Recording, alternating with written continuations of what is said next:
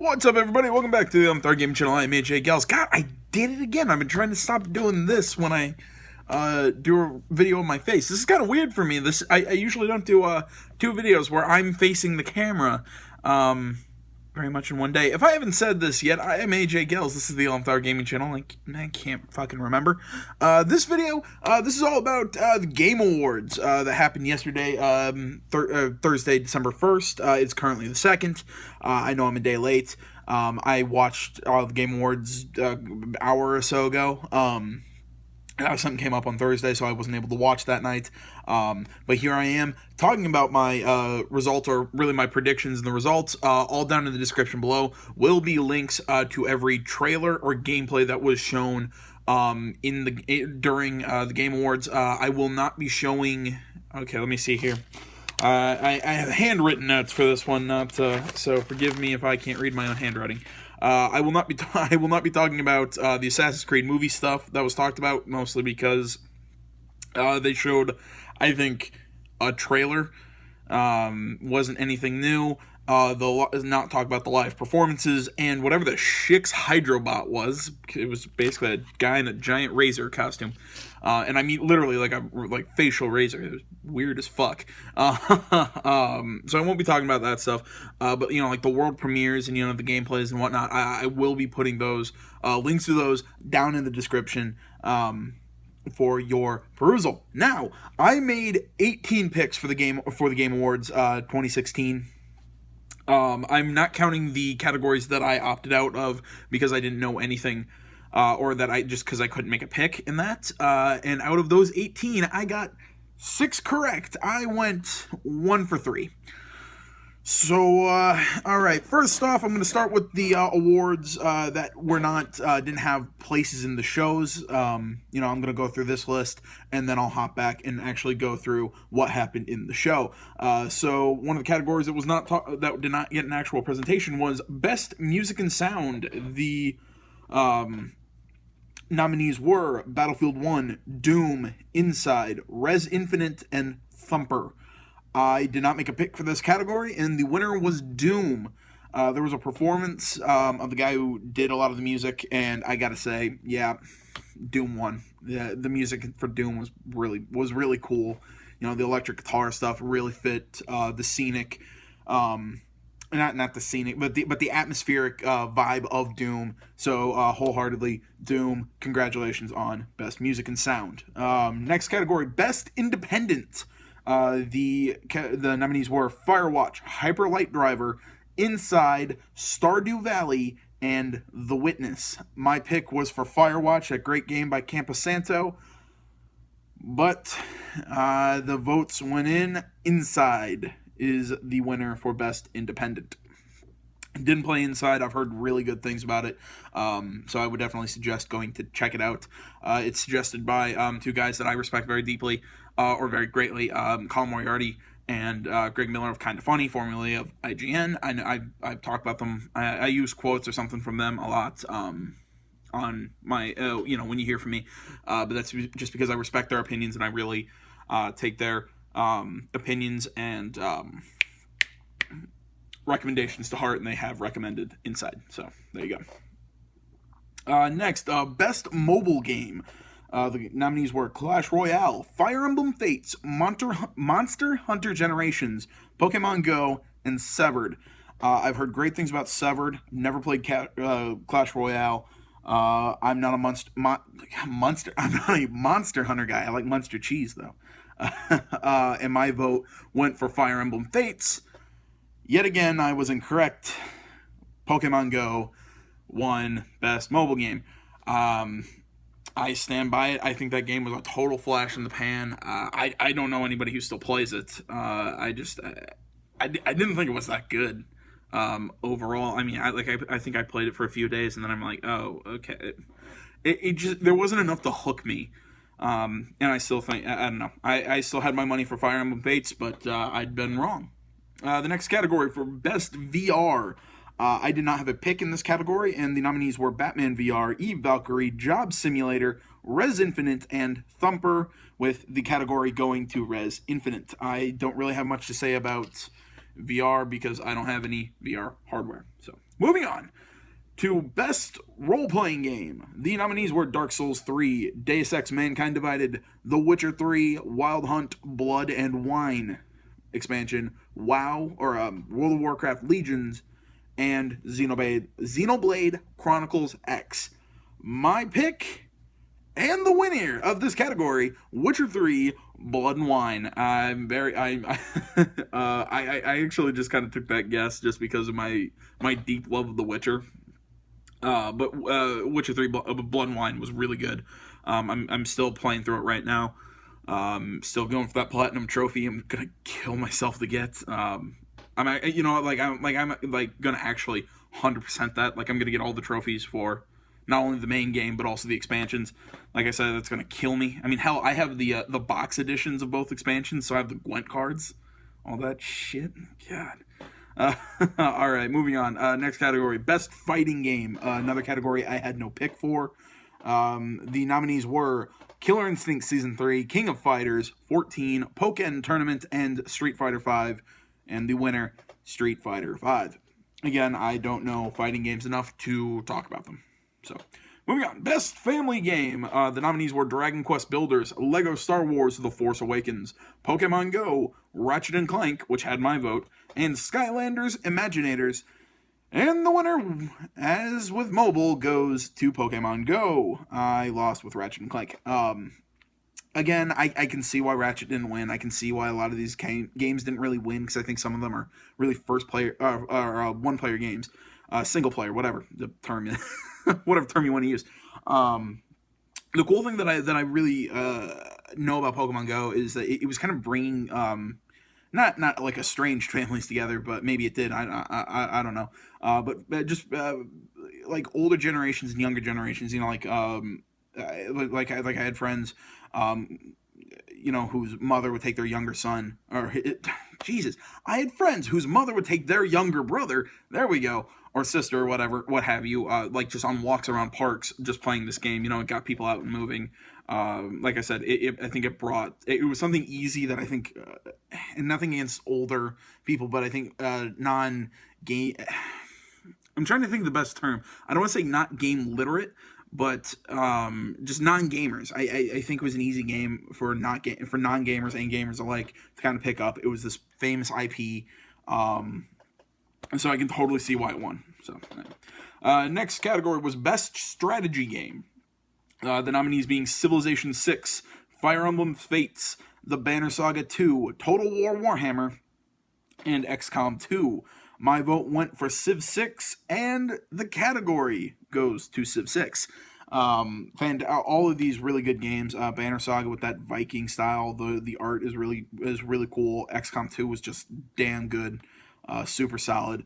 Total War Warhammer, I have not played. I want to get it. I'm not big into Warhammer, but I like watching games. I haven't gotten into playing it yet, hopefully.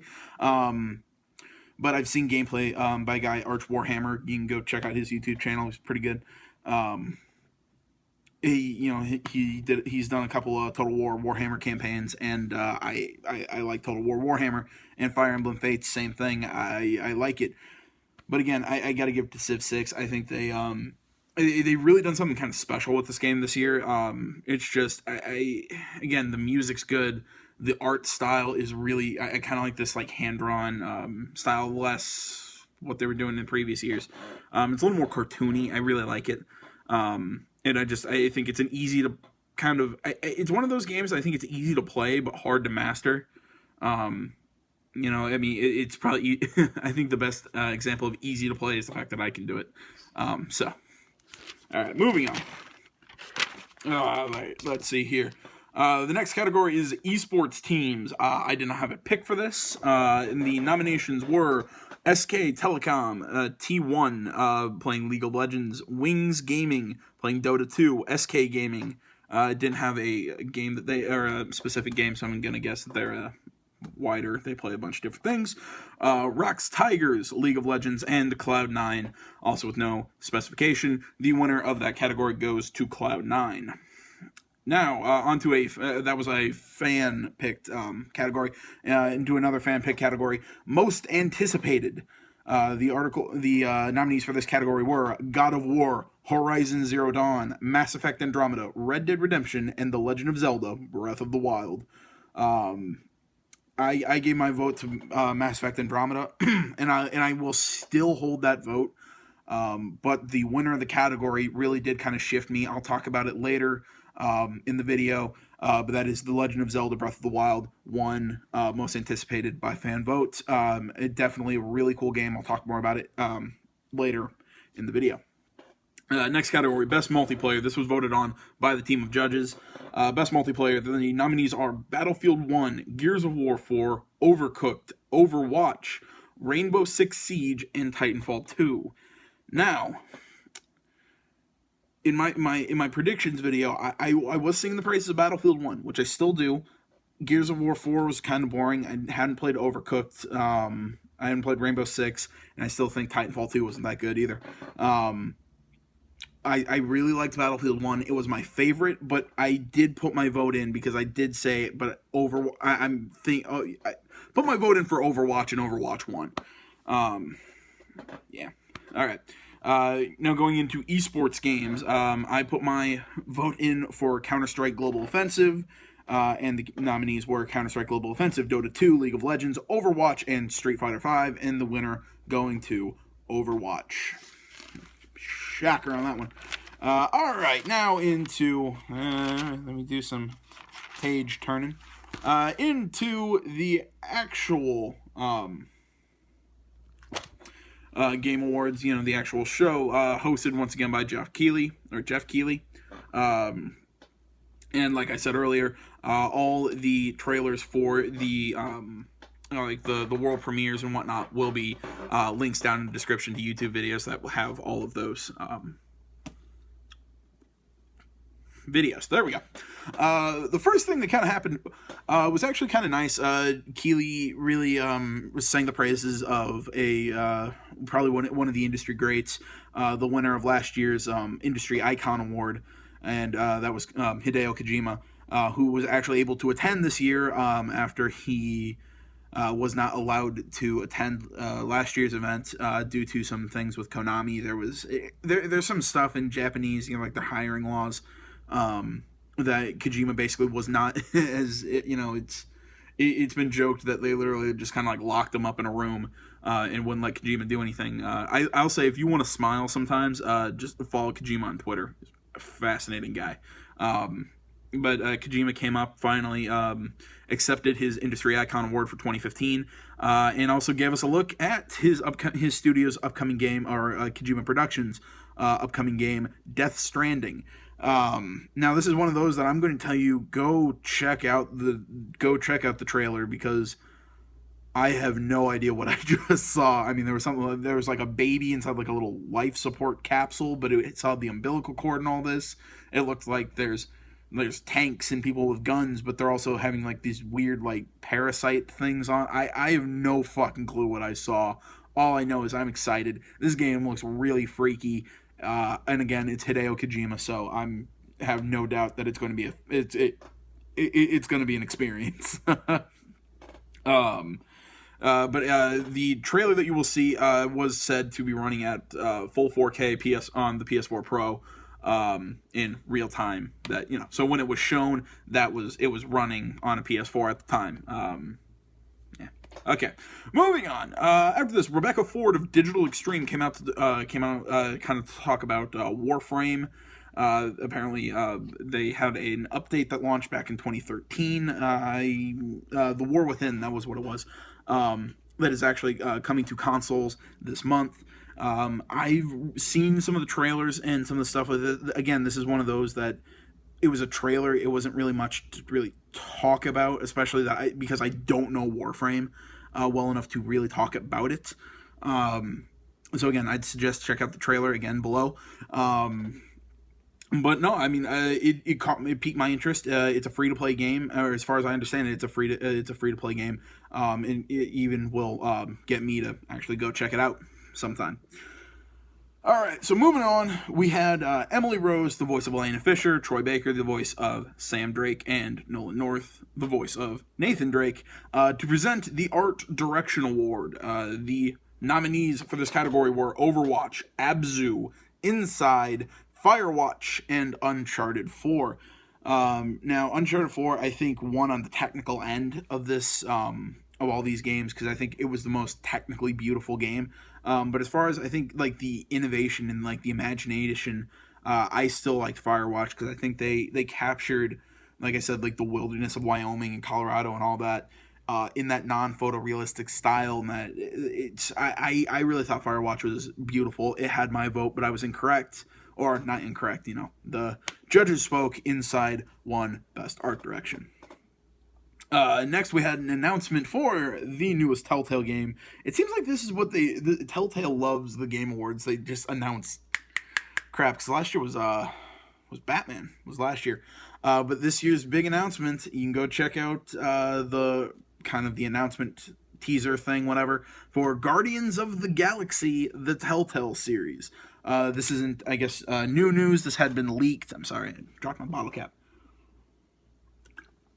This had been leaked a while ago, or the voice cast, I think, was leaked a couple weeks ago, due to the whole voice actor strike thing. But now we, I guess, have official announcement that Guardians of the Galaxy, the Telltale series, is in the production. God, I keep dropping shit. I didn't get a time or a release date. At least I didn't notice one in the trailer. Now, the next guy to come out was probably one of my least favorite comedians. I don't know why people like Conan O'Brien, but whatever. It's not. I don't know. Either way, he gave out the award for Best Action Game.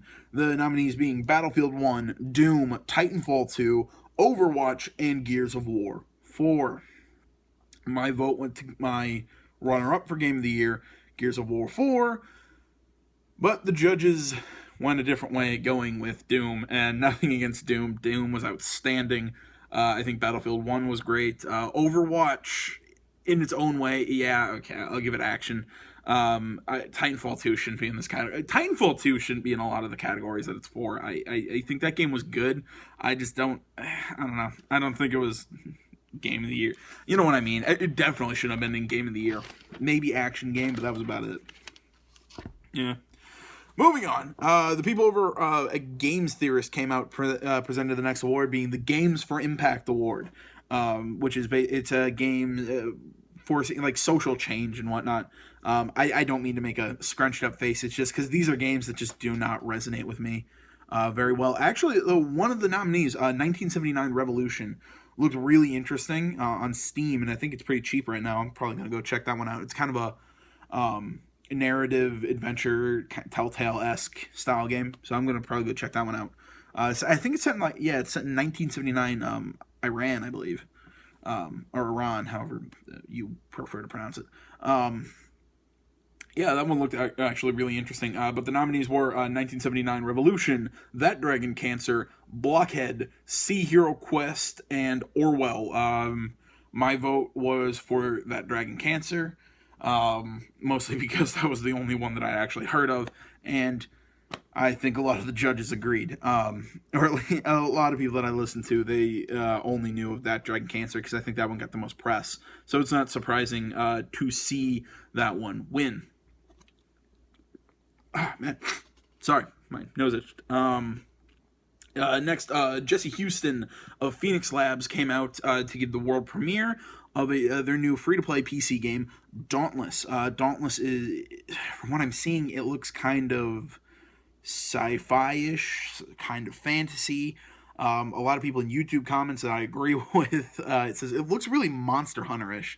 People with giant weapons chasing a monster. It's not going like a photorealistic world-looking kind of thing. Really kind of cartoonish, but at the same time, really good-looking. I don't know. Again, I think that's something to keep your eye out. Once again, the game's name is Dauntless, and the trailer is in the description. Next, Peter Moore of Electronic Arts came out to give the Trending Gamer Award. I did not have a pick in this category, seeing that I don't really watch any of these. people's content. But I do agree with the winner who gave his speech. But I'll give you the nominees. The nominees were the Angry Joe Show, Boogie 2988, Danny O'Dwyer, Jacksepticeye, and Lyric. With the winner going to Boogie 2988. It came out. He was. When he got the award, he was talking. He said something that I think kind of really resonated with me. Now Boogie, he's a big guy. I mean, no offense to that. So so am I. But he really said something that I kind of felt. That he kind of sent a thanks out to like really the game developers and all that. These people who can make guys like us who couldn't really go out and do this stuff in real life, couldn't go out and be a hero, a treasure hunter, this, that, the other thing, in that video game. It's really cool that we get this experience through video games. Although I guess some people would say maybe if we got out more, we wouldn't be big guys. But again, I think it's I think he was really spot on. That I think that's what the really cool thing about video games is, just the experiences and the fact that you get to be something that you're not. It's like playing pretend as a little kid. It's just it's one of the things that I really love about video games. And deep down in my heart, I think that's kind of the core of my love of video games. So, moving on. I know that was a quick shift from getting serious back into kind of a little comedic.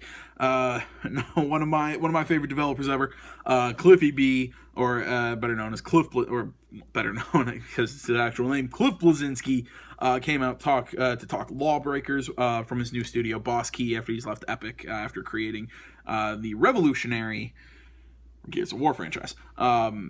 With the beta and release of the game to come in 2017. The game looks really cool. Again, another trailer is down in the description. He showed a new map. It looks really fast-paced, really it looks brighter than his stuff with Unreal and Gears, but at the same time, it still looks pretty brutal and gruesome, and it's Cliffy B. I don't think he's gonna disappoint with Lawbreakers. And again, I'll probably say this every damn time, but again, trailer in the description. Next, Ted Price, founder and CEO of Insomniac, came out to give the awards for Best Performance, and the nominees were Troy Baker as Sam Drake in Uncharted 4, Cissy Jones as Delilah from Firewatch, Alex Hernandez as Lincoln Clay from Mafia 3, Emily Rose as Elena Fisher, or I guess Elena Drake, in Uncharted 4, Rich Sommer as Henry in Firewatch, and Best Performance, and Nolan North as Nate Drake in Uncharted 4. Sorry, I was running out of room in the page and had to put that onto something. My vote was for my favorite character in the Uncharted franchise, a person who I think really makes this character who they are, is Emily Rose. I really...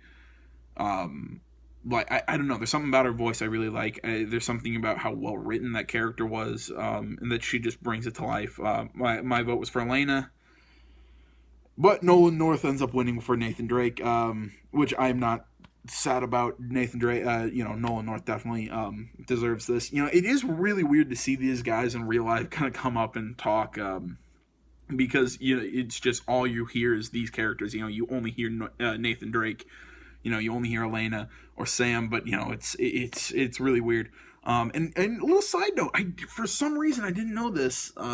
As big of an Assassin's Creed fan as I am, I for some reason I didn't know that Nolan North did the voice Desmond Miles from the the original first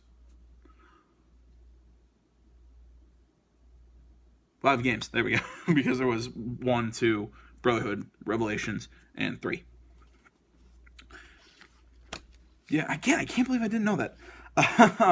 Next to come out on the stage was Raphael Calantonio. I hope I got that right. From Arcane, the studio that brought us Dishonored 2, or Dishonored, I think the first one too. To talk about the new game Prey. I remember seeing this at E3. Looked interesting. The game plans on shipping in spring of next year. Basically, you get to play as Morgan Yu. He was in the position of an experiment gone wrong on a space station, and now he kind of has to escape with what he can find and his newfound abilities from aliens attacking the ship. Now, watching it, I got a Bioshock feel off of it, but it kind of felt like a Bioshock Dead Space hybrid.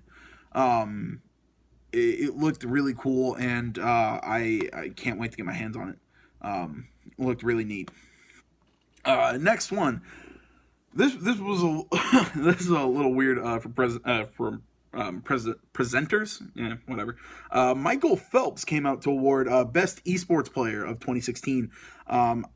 To hopefully avoid offending people, I'm just going to read their tags and not their actual names. I'm sorry, a lot of their God, I cannot read some of these names. You know what? Screw it. I'll do my best. Note, I'm trying here. Let's see here. Marcelo Coldzera, or Marcelo David, are best known as Coldzera, a Counter-Strike, a Counter-Strike player.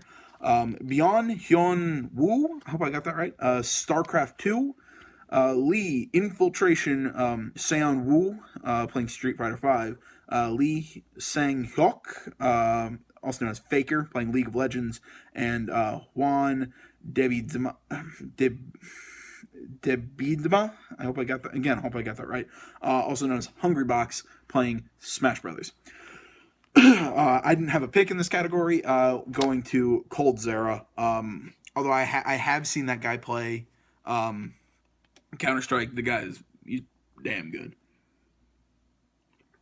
But yeah, moving on after mispronouncing all those names.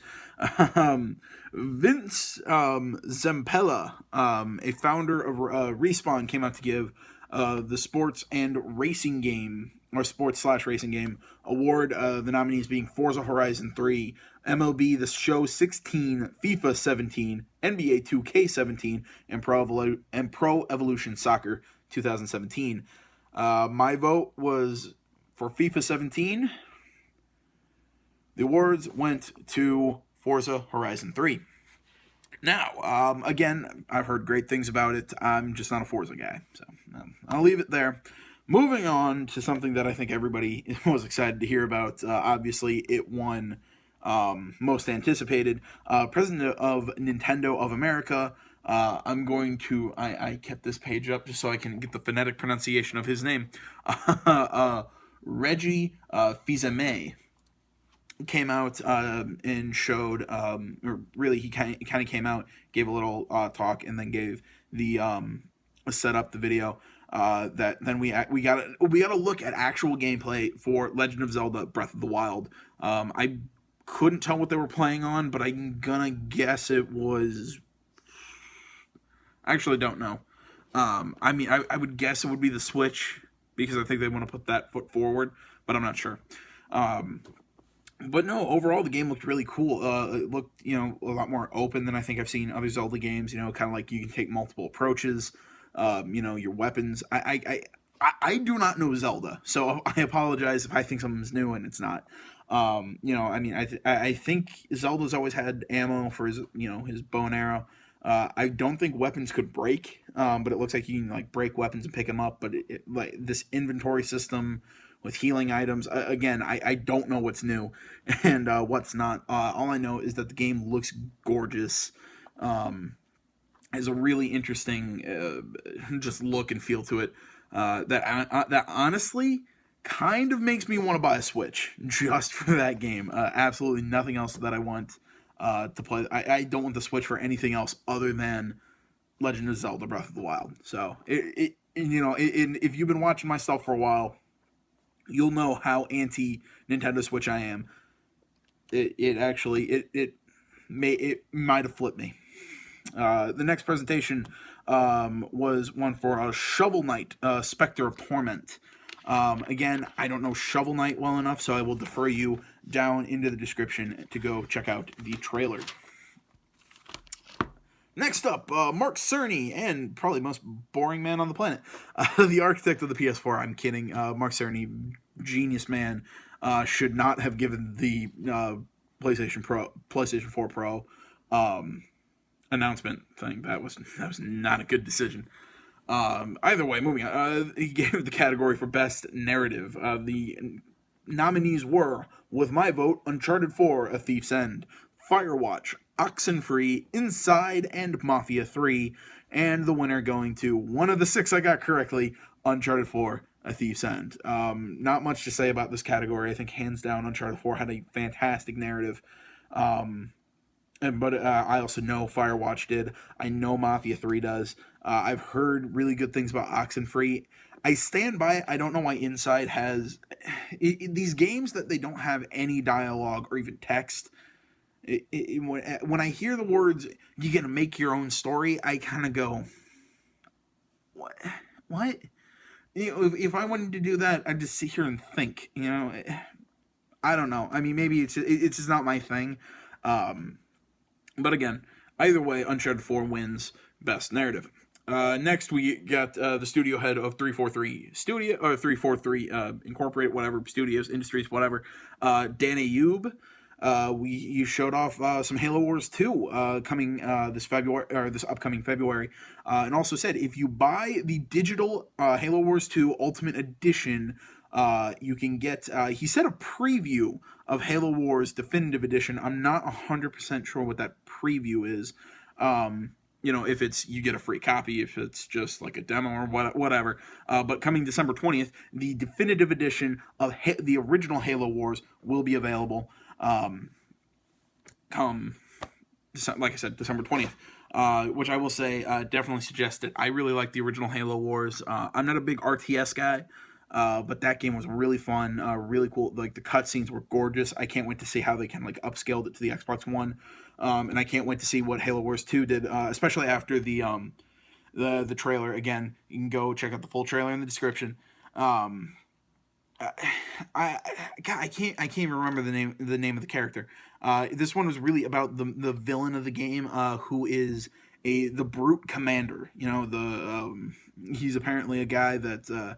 I think one of the lines that kind of stuck with me is, while the Covenant had two targets, it was, they almost took us out.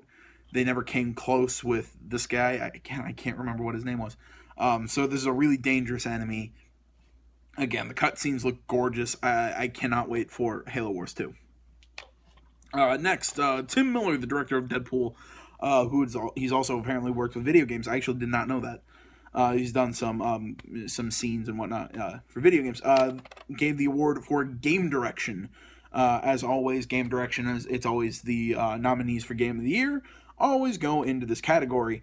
But the nominees were Blizzard for Overwatch, DICE for Battlefield 1, Naughty Dog for Uncharted 4, id Software for Doom, and Respawn Entertainment for Titanfall 2. And yes, I notice I say that, and then the developer for Inside isn't there, but usually an indie game doesn't get into nominations for Game of the Year, so whatever. My vote was actually for DICE for Battlefield. I just think just the way they innovated the storytelling with doing the war stories as opposed to one linear story.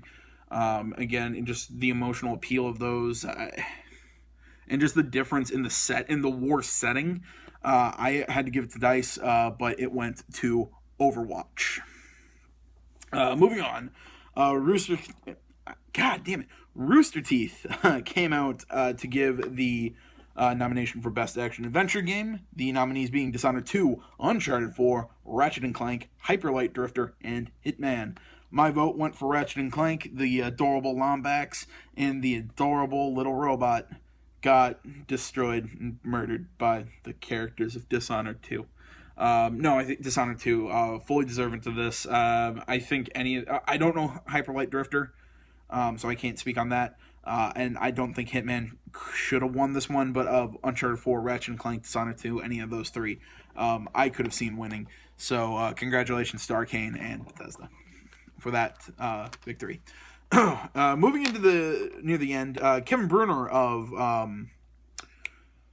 Telltale came out, gave us a look because we knew this was coming, but he came out. We finally got our look at Walking Dead: A New Frontier.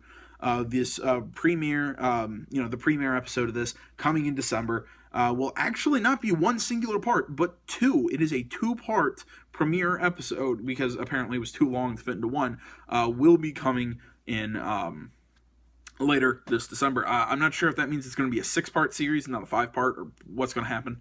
But either way, this time around, we get to play as Javier, a young boy who has been separated from his family and will do anything to kind of rejoin them. The trailer kind of shows us what's happened kind of at the beginning of the infection and everything, and kind of how all the shit hit the fan in there. But then later we get to see the return of the series favorite, Clementine, the little girl from the first one, the main character from the second game. I was kind of hoping that we'd actually continue to play as Clementine. But I will say I'm super interested in this. I kind of want to play the other Walking Dead games on the channel right now, just to have them done before then, but I don't think I'll be able to do that. So I'm not sure exactly what I'm going to do with that just yet, but stay tuned because I'll definitely be playing Walking Dead: A New Frontier. Or Walking Dead Season 3: A New Frontier, however you want to put it. Next came the presentation that I had actually been looking forward to the most for this. Gotta say, I was actually a little underwhelmed. Aaron Flynn of BioWare came out to show some Mass Effect Andromeda gameplay. Now, when I was told gameplay, I expected gameplay. No, what we got was a trailer of gameplay. Just the whole, we had the voice talks over. It's not a guy like out there on the stage with a controller or whatever. It was just kind of like a really rapid, a rapid fire progression of stuff that we've kind of already seen. We see, Ryder, she has a Krogan teammate and a Turian teammate. Again, I'm gonna guess that it's gonna be like the other games. We have the Krogan ally and the Turian ally and the Asari ally. It's gonna be the usual with that stuff. But I'm interested in who are these characters gonna be. Who the writers are. I mean, I haven't really heard the male writer, but the female writer, I really like the voice actress. She, as far as I can see, gives a good performance. We get a look at kind of a big hub area, or at least what I believe it to be a hub area. I'm sorry. When I talk this, when I'm trying to enunciate like this, my jaw gets tired. We see a little bit of a hub area go in. We see kind of the new conversation system where it's more based on the emotion you want to convey as opposed to kind of like the Paragon Renegade options. More similar to what they did with Dragon Age Inquisition. As opposed to previous Mass Effect games. We got to look at little look at the new Nomad, but not really what it does, just the fact of what it is. Which basically it's the new Mako. We got to look at scanning tools. So apparently you can scan the environment for useful materials, or it looks like it's available in some quests or something like that. And apparently that'll help you because as far as I can see, as they said something like stealing. You basically, to survive, you have to use everything at your disposal, and it talked about crafting. So I'm going to guess there is some sort of crafting system in this game. The final thing I will really say about it is that the shooting looks much smoother than previous games. I'm not sure what that's going to mean in the long run. Does that mean it's going to be kind of a loose feeling? Cause I like it to look smoother, but I like it to be tight. So who knows how that's going to work. The game will be coming out in spring of 2017, and you can bet your ass I'll be playing it right here on the channel. Like I said, gameplay trailer down in the description below. Now onto the big enchilada, the big one, Game of the Year for 2016 by the Game Awards. Not every other magazine or whatever, but Game of the Year from the Game Awards. The nominees were Titanfall 2, which should not have been there if you ask me, Doom, Inside, Overwatch, and Uncharted 4: A Thief's End. Now, as I've said, Uncharted 4 all year has been my game of the year since I played it. To me, nothing has beaten it. Until now, Game of the Year 2016 goes to Overwatch. Again, I totally see why people love it. Good for them. Not my kind of thing. I stand by it. My Game of the Year will always be Overwatch. Shit. My Game of the Year will always be Uncharted 4. Definitely, you can keep your eye out for my top 10 list, or maybe I'll do a top 11 list. It's 11, it's my favorite number. Hence the 11th in the title of the channel. Either way, I'll probably be doing a top 10, top 11, something like that on my website. Not too long, not too far from now. You can find that my Facebook along with my Twitter, my website. That's easy ways to stay up to date everything that's going on in the channel. All that's also in the description, like all the gameplay trailers.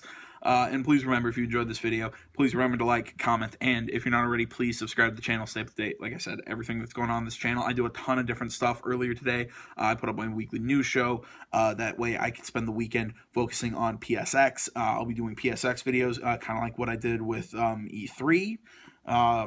Anything else other than that, guys? I do a variety of Let's Plays and contents on this channel. Coming up, actually, in a few days is Dead Rising 4 and The Last Guardian. So stay tuned for those, and stay tuned for PSX commentary and all that. So, guys, thank you so much for watching. I love y'all. This is a lot of this. This video has actually been a lot of fun to do, talking about this stuff. And I'll see you next time you see me. Till then, guys, I'm AJ Gills. This is the Third Game Channel. I'm out.